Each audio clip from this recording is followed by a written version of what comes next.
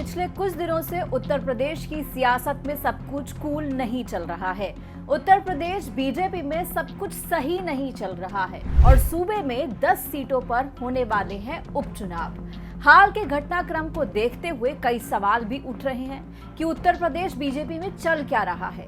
दिल्ली से लेकर लखनऊ तक आखिरकार तैयारी क्या है? केशव प्रसाद मौर्य को दिल्ली से क्या नसीहत मिली है? उपचुनाव से पहले उत्तर प्रदेश बीजेपी में घमासान मचा क्यों है? क्या यूपी बीजेपी में सब कुछ ठीक नहीं चल रहा? तो समझिए कि बीजेपी के सीनियर लीडर उत्तर प्रदेश के मामले में कुछ ज्यादा टेंशन लेना नहीं चाहते। इधर लगातार किसी बहुत बड़े बदलाव की खबरें भी आ रही हैं। क्या बदलाव? सीएम योगी को हटाने पर जोर दिया जा रहा है एक बार फिर से। लोकसभा चुनाव में सारे देश को छोड़िए, उत्तर प्रदेश में बीजेपी की जो हालत हुई है उसको सीएम योगी के खिलाफ इस्तेमाल किया जा रहा है। योगी को हार की वजह बताकर केंद्रीय नेतृत्व पर प्रेशर बनाया जा रहा है कि उनको कुर्सी से हटा दिया जाए। और ऐसी ही चर्चाओं के बीच उत्तर प्रदेश के उप मुख्यमंत्री केशव प्रसाद मौर्य और प्रदेश अध्यक्ष भूपेंद्र चौधरी की भारतीय जनता पार्टी के राष्ट्रीय अध्यक्ष जेपी नड्डा से मुलाकात हुई। दोनों ने जाकर अलग अलग ये मुलाकात की है। मुलाकात में जो कुछ हुआ उसका सार सिर्फ इतना है कि बेकार की बयानबाजी ना की जाए, छोड़ा जाए, जिससे जनता के बीच में कोई भी गलत मैसेज नहीं जाना चाहिए। बीजेपी आने वाले उपचुनाव को बहुत सीरियसली ले रही है। लोकसभा चुनाव में हुए नुकसान की भरपाई भी जो करनी है। इस मुलाकात के बाद से उत्तर प्रदेश की सियासत में भारी फेरबदल की बात हो रही है।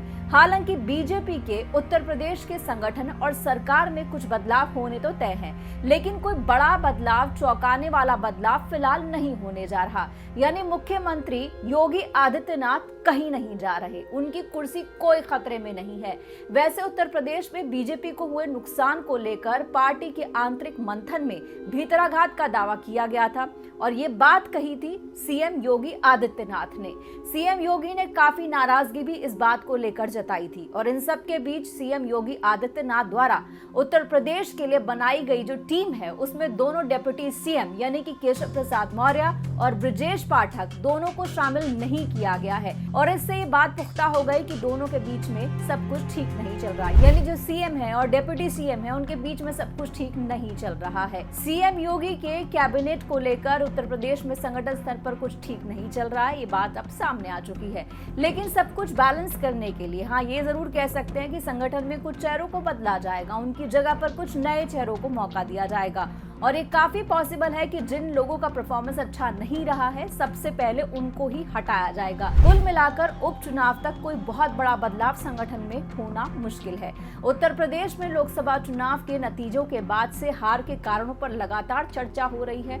लगातार कहा जा रहा है कि उत्तर प्रदेश में बड़ा उलटफेर होगा, बड़ा फेरबदल होगा, मंत्रिमंडल बदलेगा, बदलाव होगा, उसकी भूमिका क्या होगी ये भी आपको बता दें। मंत्रिमंडल में जो फेरबदल या बदलाव की बात कही जा रही है उसमें जातिगत समीकरण और जहां पर पार्टी चुनाव हारी है उसको ध्यान में रखा जाएगा।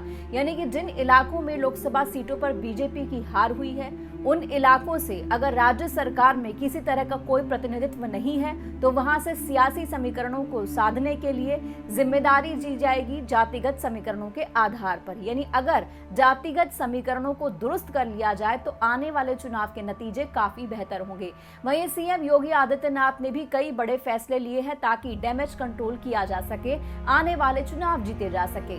उत्तर प्रदेश में योगी आदित्यनाथ ने पब्लिक डिमांड पर कई बड़े फैसले किए हैं। लखनऊ में नदी के फ्लड जोन में बने मकानों पर बुलडोजर नहीं चलाया जाएगा क्योंकि जिस जमीन पर मकान बने हैं उनकी रजिस्ट्री लोगों के पास है, म्यूटेशन है, बिजली के कनेक्शन है, वो लोग हाउस टैक्स पे कर रहे हैं।